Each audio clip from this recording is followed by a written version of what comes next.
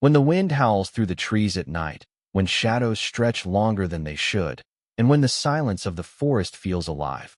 Many cultures believe these are the moments when the spirit world is closest to us. For the native peoples of North America, the land itself is alive with memory. Every mountain, every river, every animal carries a story, a warning, a lesson.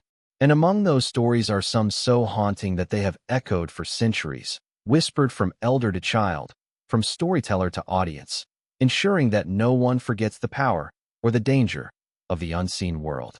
Tonight, we step into that realm. These are not myths meant to comfort or to amuse. These are stories that send shivers down the spine, tales of beings that punish greed, of spirits that stalk the living, and of monsters that cannot be killed.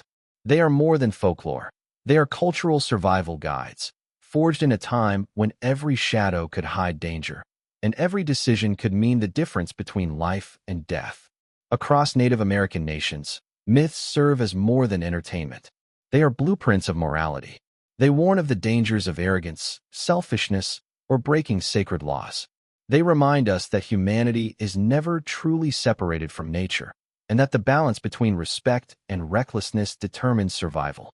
But some legends strike deeper. They take the form of haunting figures, beings that blur the line between the physical and the spiritual, between life and death. In this journey, we'll encounter the chilling Wendigo of the Algonquian people, a creature of hunger that can never be satisfied. We'll meet the Navajo Skinwalkers, which is so feared that their very name is rarely spoken aloud.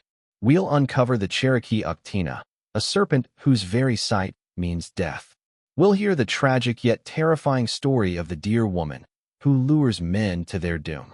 And we'll even dive into the darker tales of Raven, the trickster of the Pacific Northwest, whose mischief sometimes veers into cruelty. But before we begin, it is important to acknowledge something crucial. These stories are sacred. They are not just campfire ghost tales or spooky stories meant to make us jump. They are woven into cultural identities, often shared within communities as part of traditions meant to teach, to warn, and to preserve memory. Retelling them here is an act of exploration, not exploitation, a way of acknowledging the immense depth of Native American spirituality and storytelling. Yet, for all their cultural meaning, they are also profoundly haunting, because they remind us of universal fears. Fear of hunger that consumes us, fear of betrayal and magic that corrupts, fear of creatures in the shadows, and perhaps most chilling, fear of what we ourselves might become if we abandon our humanity. So, as you listen, remember, these are not just stories. They are warnings. And perhaps, if you find yourself alone in the forest at night, or staring into the darkness of your own home, they will echo in your mind and remind you that the line between this world and the next is thinner than we think. This is the most haunting Native American legends ever told. Let's kick it off with the legend of the Wendigo, spirit of endless hunger. In the frozen forests of the northern United States and Canada, where the winters are long, brutal, and unforgiving, a story has been told for centuries. A story of hunger so deep it becomes inhuman. Of a monster born when desperation meets greed. The Algonquian peoples, including the Cree, the Ojibwe, and the Innu, tell of a being known as the Wendigo. The Wendigo is not just a monster of the night, nor a spirit whispered about to frighten children into obedience. It is something far more terrifying, a reminder of what happens when the human soul is consumed by hunger, selfishness, and the violation of the sacred balance between people and nature. Descriptions of the Wendigo vary among tribes, but the core remains the same. Imagine a towering figure, skeletal and emaciated, with skin stretched tight over its bones. Its eyes glow with a hungry light, its mouth dripping with saliva, and its breath reeking of death. Some legends describe it with the head of a deer, antlers curling upward like twisted branches. Others say it is a giant, 15 feet tall, its body constantly growing larger in proportion to its insatiable appetite. And yet, no matter how much it devours, it can never be full. The Wendigo is not born, it is made. The legend warns that in times of famine, especially during harsh winters, a person who resorts to cannibalism may become possessed by the spirit of the Wendigo. In this way, it is not only a monster that hunts people, it is a curse that transforms them. Once changed, the victim loses all traces of humanity, their soul swallowed by hunger. From then on, they crave only human flesh. Among Algonquian communities, this story served as a chilling moral law. Winter was a season of hardship, where food was scarce and families huddled together for survival. The temptation to betray one another for survival was real. But the Wendigo myth warned that giving in to that temptation was worse than death. To eat human flesh was to surrender your soul, to invite a fate far darker than starvation. One of the most haunting aspects of the Wendigo legend is its connection to greed. The Wendigo is not only a cannibal. It is also a symbol of excess, of taking more than one needs, of never being satisfied. In this way, the creature became more than just a warning against cannibalism. It became a symbol of imbalance. In Algonquian culture, survival depended on community, on taking only what was needed from the land, and on respecting the natural cycles.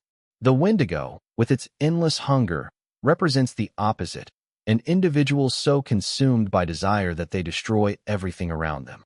There are countless stories of encounters with the Wendigo. Hunters lost in the woods who vanish without a trace. Entire families disappearing during a winter storm. Survivors found wandering, gaunt and trembling, speaking of voices in the night. Voices that promised warmth and survival if only they gave in. The Wendigo, it is said, can mimic human voices, luring its prey deeper into the forest. Once you hear it, once you see it, escape is nearly impossible. Even in more recent times, stories persist. During the 19th and early 20th centuries, reports of so-called Wendigo psychosis were recorded. This was said to be a condition in which individuals became convinced they were turning into Wendigos, developing an uncontrollable craving for human flesh. Whether these cases were true possessions or psychological trauma shaped by cultural fear remains debated. But the fact that the legend was powerful enough to manifest in the real world speaks to its terrifying grip.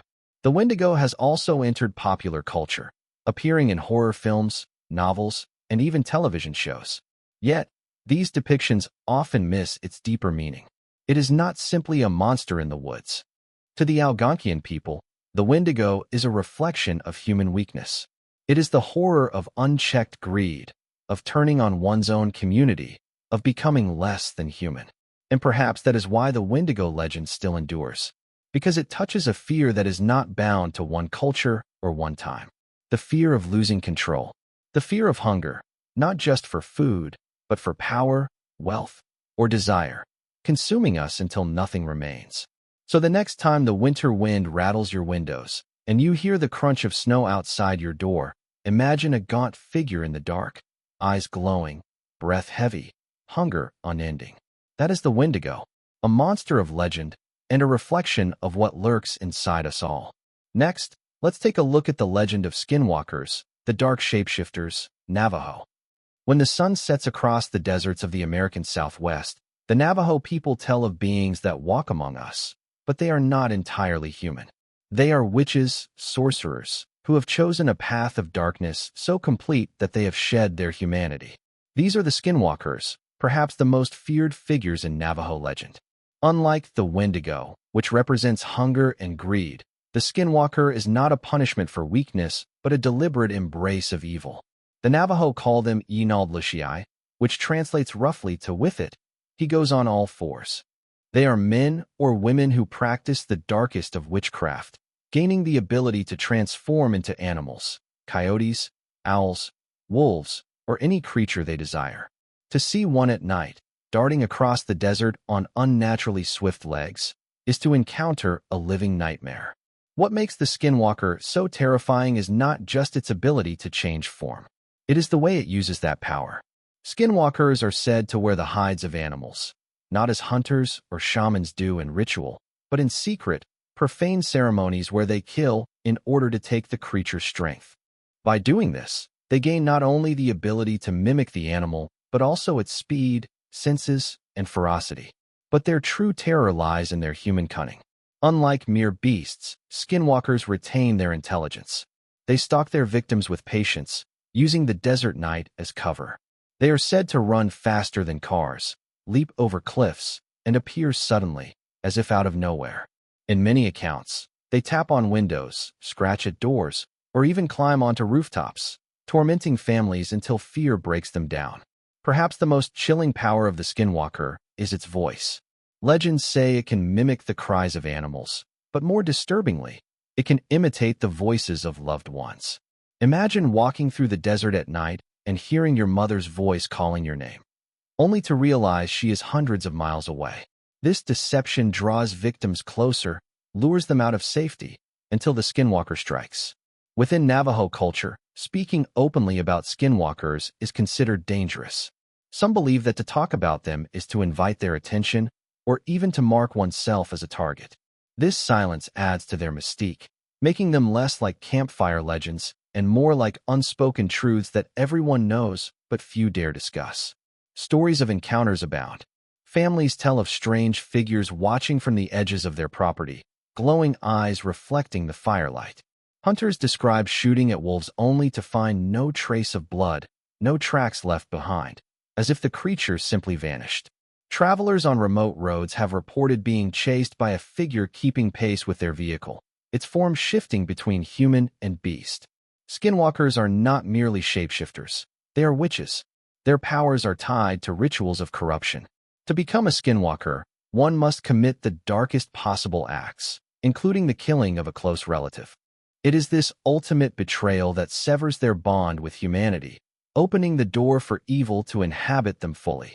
Once transformed, they are forever cursed, consumed by jealousy, spite, and a desire to harm. What makes the Skinwalker so deeply haunting is its closeness to humanity. Unlike distant monsters of myth, Skinwalkers begin as ordinary people. They may be a neighbor, a distant relative, or a figure in the community. Anyone could secretly walk the path of darkness, hiding behind human eyes during the day and prowling as a beast by night. This uncertainty breeds fear, for how can you defend yourself against an enemy who wears the face of someone you know? Even today, belief in Skinwalkers remains strong within Navajo communities. Encounters are still reported, whispered about in hushed tones. Ranchers in Arizona and New Mexico tell of cattle mutilations and unexplainable tracks. Families recall nights of terror when something, neither animal nor man, circled their homes, scraping claws against the walls. To outsiders, these may sound like ghost stories, but for those who live in the land where these stories were born, Skinwalkers are real. They are a living part of cultural memory, a reminder that evil can walk beside us, hidden in plain sight. And so, when night falls across the desert and the coyote howls in the distance, the question lingers. Was that truly an animal's cry, or something else? Something watching, waiting, wearing the skin of another? The Wendigo embodies hunger without end. But the Skinwalker is something perhaps more terrifying, a human soul that has chosen to become a predator, forever stalking the darkness. The Uktena, horned serpent of the Cherokee. Deep in the Appalachian Mountains, where rivers coil like silver snakes and the forests press in with ancient silence, the Cherokees speak of a creature that is more feared than any bear, wolf, or panther. A being of immense power, a guardian of mysteries, and a terror to anyone who dares to seek it out. It is called the Uktena, the horned serpent. The Uktena is no ordinary serpent. In Cherokee tradition, it is a massive dragon-like creature, its body thick as a tree trunk, stretching the length of a river bend. Its scales glitter like diamonds, flashing with strange light when struck by the sun. Its head is broad and fearsome, crowned with horns that curl upward like those of a stag. But most chilling of all is the Yulunsati, a blazing jewel embedded in its forehead. This stone is said to grant immense power and knowledge to anyone who possesses it. But the jewel comes at a terrible cost. For to look upon the Uktena, to gaze into its terrible eyes or the burning glow of the Yulunsati, is to invite certain death. Legends describe the Uktena as dwelling in deep pools, dark caves, and lonely mountain passes. It waits in silence, coiled in the shadows, until the unwary wander too close. Its breath is poison, its very presence corrupting the land around it. Animals flee from the places it inhabits, and plants wither at its touch. Some stories say it can hypnotize its victims, luring them into a trance before striking. Others claim it kills simply with its gaze, leaving lifeless bodies scattered in the forest. The Cherokee tell of brave hunters who sought the Uktena for its jewel. Warriors and shamans who believed the Yulunsati would give them power beyond imagination, power to heal, to foresee the future, or to command spirits. But nearly all of these quests ended in tragedy. The Uktena is not easily slain, and even those who survived its wrath often returned cursed, haunted by visions, never the same again. The lesson was clear: greed for power leads only to destruction. One of the most famous tales involves a hunter chosen by the Cherokee people to find and kill the Uktena. Guided by medicine men, he tracked the creature through mountain passes and across dark rivers. When he finally found it, the Uktena was coiled in a cave, its jewel blazing like fire in the dark. With great courage, he loosed an arrow tipped with sacred medicine and struck the serpent in its heart. The Uktena thrashed in fury, shaking the mountains, but at last it fell still. The hunter cut out the jewel, but from that moment onward, he was never free of it. Though it granted him visions, it also cursed him with nightmares, until he begged the medicine men to take it away. The jewel was hidden, never to be used again, because its power was too dangerous for humankind. The Uktena, like the Wendigo and the Skinwalker, is more than a monster story.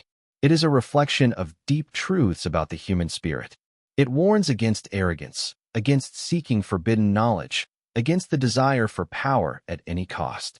In Cherokee belief, balance and respect are sacred.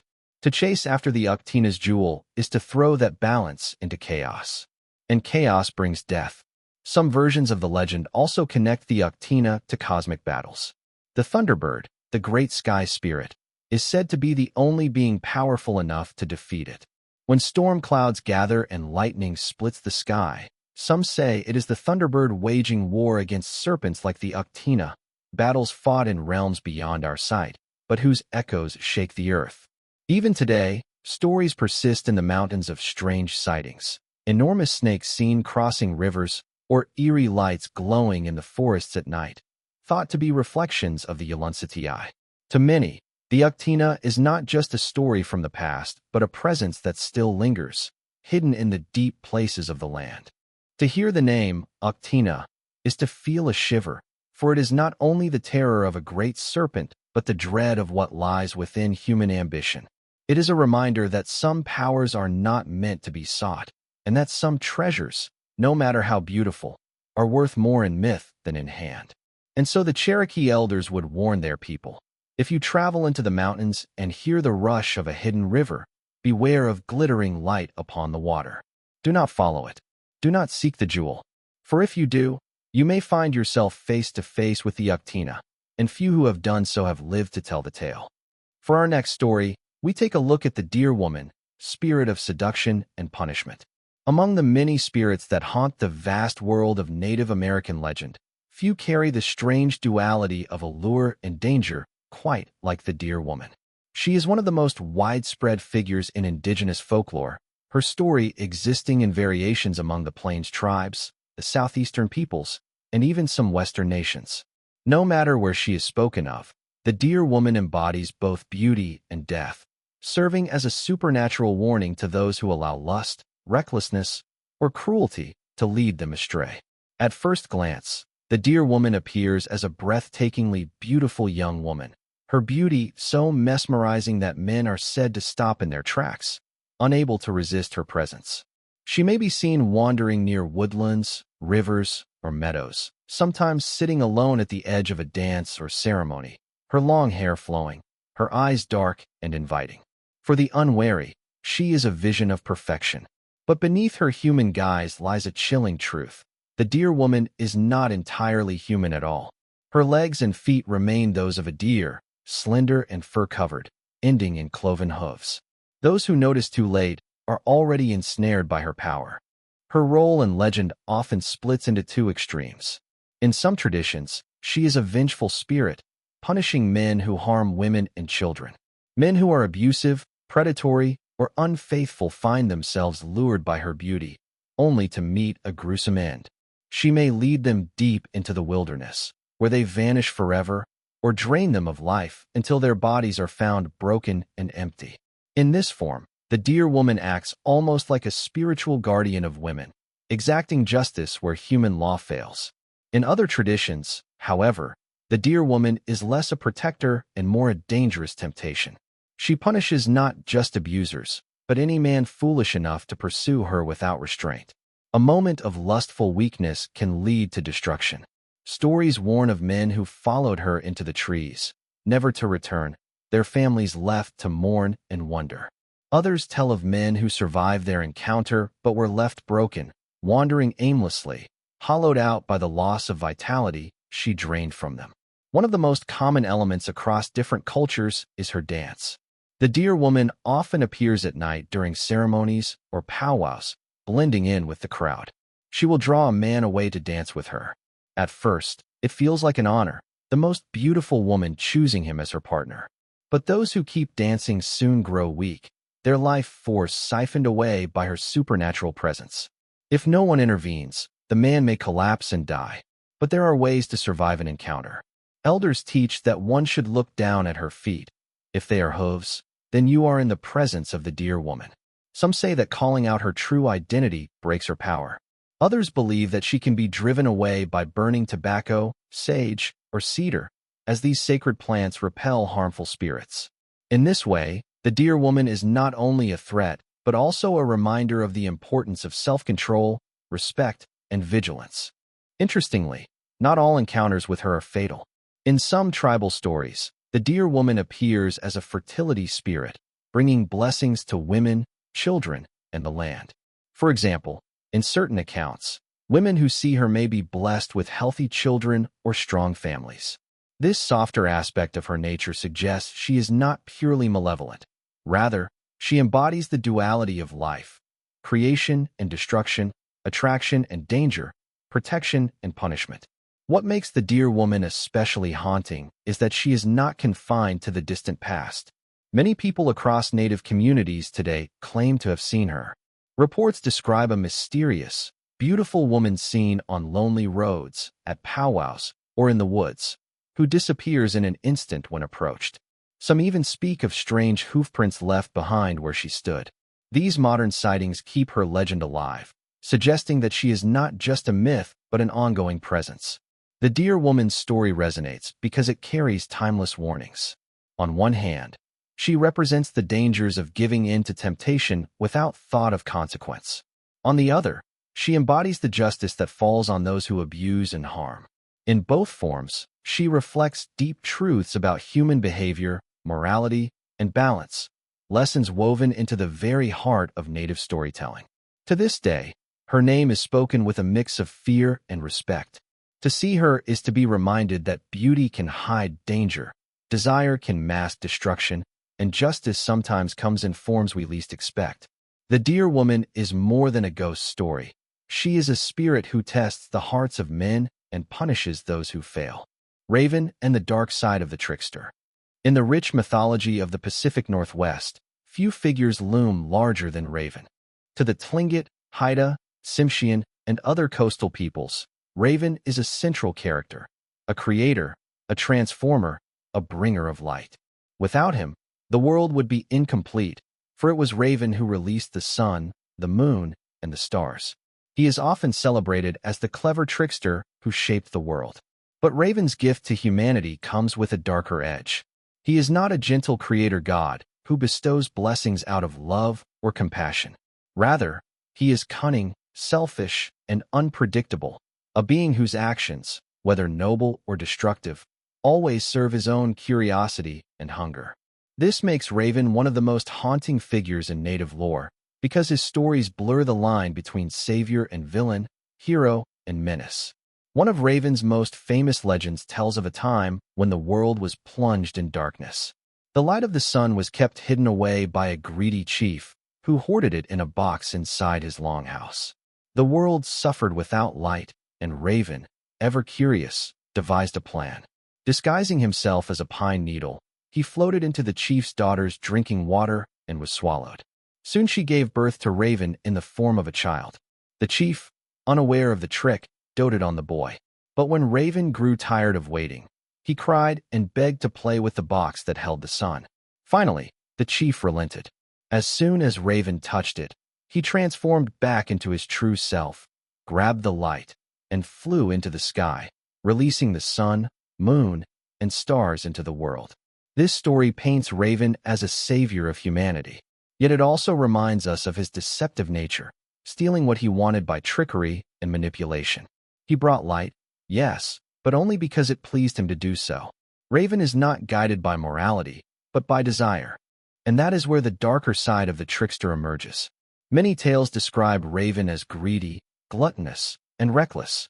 He is often driven by hunger, stealing food, devouring everything he can find, and deceiving others to fill his belly. In some stories, his insatiable appetite leads to chaos and destruction.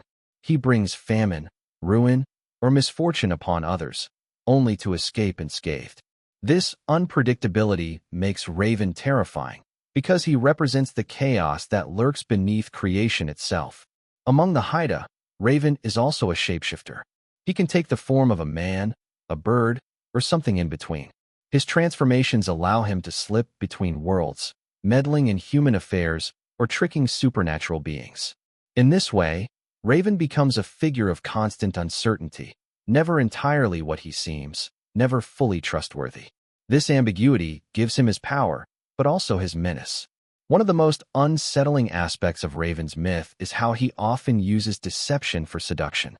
Some stories speak of him transforming into a handsome man to lure women, only to reveal his true form too late. These tales highlight the danger of appearances, a reminder that beauty, charm, and wit can mask selfishness and cruelty. And yet, despite his flaws, Raven is indispensable. Without him, the world would lack the very things that make life possible: fire, fresh water, even the tides. He is both giver and taker, savior and destroyer. This duality is what makes him so haunting. His power lies in the fact that he cannot be contained within good or evil. He is both at once. Modern storytellers and native communities still speak of Raven with both reverence and caution. His tales continue to teach that cleverness can be both a blessing and a curse, that creation often comes from chaos, and that wisdom sometimes wears the mask of folly. In Raven's shadow, we are reminded of the dangerous beauty of the trickster, a being who offers gifts but demands vigilance, who reveals truths but cloaks them in lies.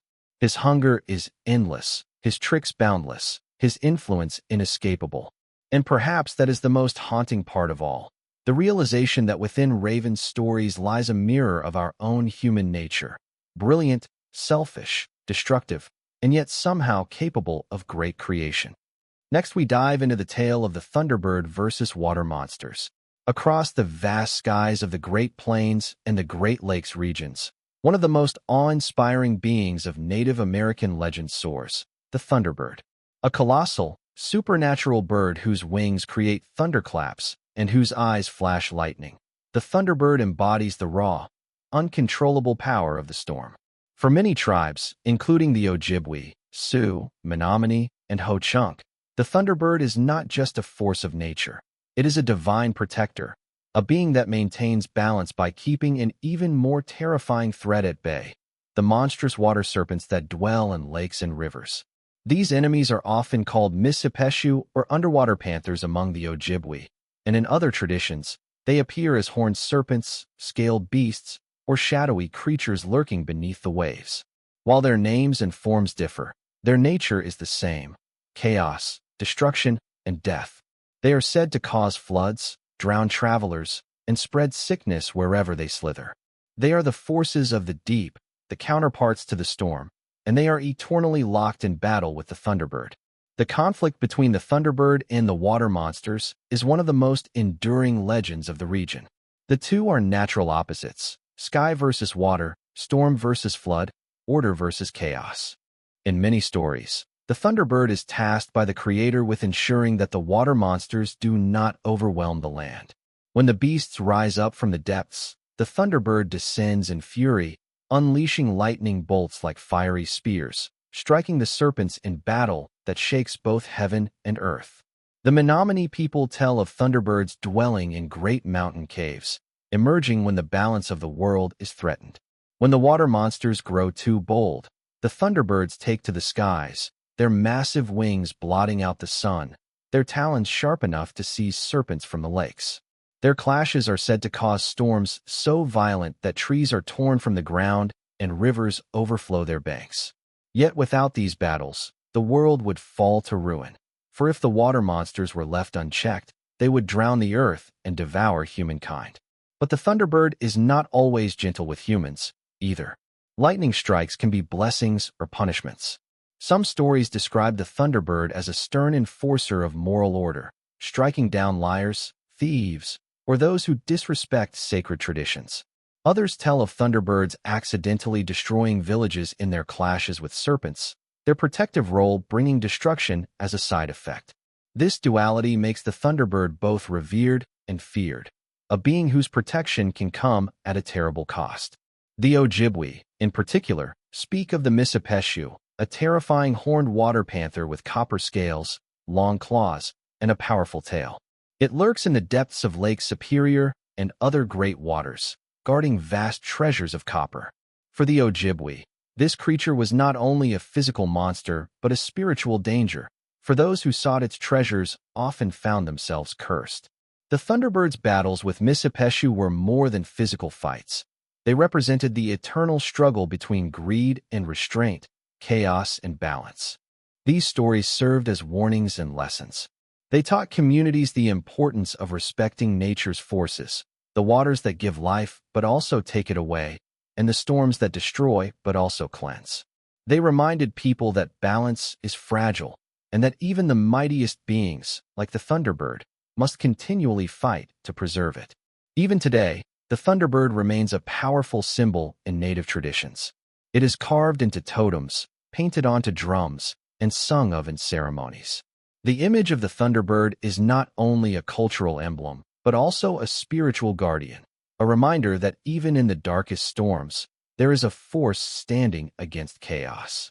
The haunting part of this legend is not only the imagery of enormous birds clashing with serpents beneath thunderous skies, but the idea that this battle is never-ending. The water monsters are never truly defeated, only driven back. The Thunderbird is never truly at rest, always watching, always waiting for the next rise of chaos.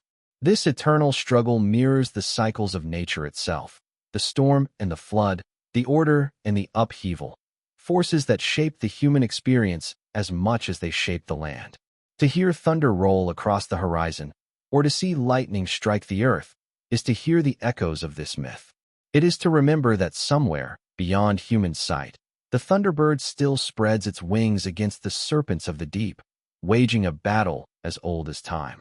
While the great legends of Native America often center on mighty spirits, cosmic battles, or terrifying monsters, there are also shorter, haunting tales that linger in the imagination. They may not unfold as full sagas, but each carries an eerie weight, stories whispered to warn, to explain, or to remember. Here are three of the most chilling. The Wechuge, the other cannibal spirit, Athabascan. Most people have heard of the Wendigo, but among the Athabascan peoples of Western Canada, there is another legend just as terrifying, the Wechuge. Like the Wendigo, the Wechuge is a human transformed by hunger, greed, or broken taboos into something inhuman. Yet while the Wendigo is often described as gaunt and skeletal, the Wechuge is sometimes imagined as monstrously strong, covered in ice, or fused with animal features, part human, part beast. The Wechuge hungers for flesh, and like the Wendigo, no meal can ever satisfy it. But its danger lies not only in consumption, but in contagion. Some traditions say that if the Wechuge touches you, or if you consume food tainted by it, you too may become one. It is a legend of moral decay and spiritual infection, suggesting that greed and selfishness are not only destructive to the individual, but to the community as a whole. Hunters in the north were warned to stay vigilant in winter, for the Wechuge was always near during times of famine. And while the Wendigo is widely known today, the Wechuge still haunts Athabascan stories as a chilling reminder that desperation can transform anyone into a monster. The Ghost Dance Visions, Prophecies of Tragedy, Lakota. Not all haunting stories are about monsters in the woods. Some come from the realm of visions and prophecy. In the late 19th century, amid displacement and despair, the ghost dance movement swept across native nations, particularly the Lakota. At its heart was a spiritual hope that by performing the sacred dance, the world would be remade. The buffalo would return, the ancestors would rise, and the suffering of the people would end. But woven into this hope were visions that carried haunting undertones. Some dancers claimed to see ghostly armies of the dead marching across the plains. Others saw the earth shaking, swallowing entire towns, or a great storm cleansing the land of all who had brought harm. These were not merely symbolic visions. They were believed to be glimpses of an imminent reality. The tragedy came when the U.S. military viewed the ghost dance as a threat, culminating in the Wounded Knee Massacre of 1890, where hundreds of Lakota, many of them women and children, were killed. The haunting part of the ghost dance story is how prophecy and tragedy intertwined. The visions of returning ancestors became literal, as the slain joined the spirits of the dead. To this day, the ghost dance is remembered not just as a movement of hope, but as one forever shadowed by loss. The Milky Way creation tale, the dog who stole cornmeal, Cherokee. On a more cosmic but no less eerie note comes a tale from the Cherokee about the origins of the Milky Way. According to the story, people once kept their cornmeal in a sacred basket. But one night, a dog from the spirit world crept into the village and stole from it. The dog carried the meal into the sky, scattering it as it ran, leaving behind the pale streaks that formed the Milky Way. On the surface, this is a charming explanation of the stars, but with an eerie undertone. For the dog was no ordinary animal, but a supernatural thief, one who could slip between the human world and the heavens. Its theft was not accidental but inevitable, suggesting that even the sky itself was shaped by a cosmic violation. Imagine the night sky as the mark of a crime, the Milky Way a trail of evidence stretching across eternity. For the Cherokee, this story was a reminder that even small, earthly actions, like protecting one's food, could ripple into the universe. And behind its beauty, the galaxy carries a strange, unsettling truth, that the stars above us are born not from divine gift, but from theft. From the endless hunger of the Wendigo to the seductive danger of the deer woman, from the trickster raven to the stormbringer Thunderbird, these legends remind us that the line between the human and the supernatural is fragile. They are not just stories of the past. They are warnings, lessons, and echoes that still ripple through the present. In them, we see beauty and terror, creation and destruction, justice and temptation. And perhaps that is why they remain so haunting, because they reveal truths not only about the spirit world, but about ourselves.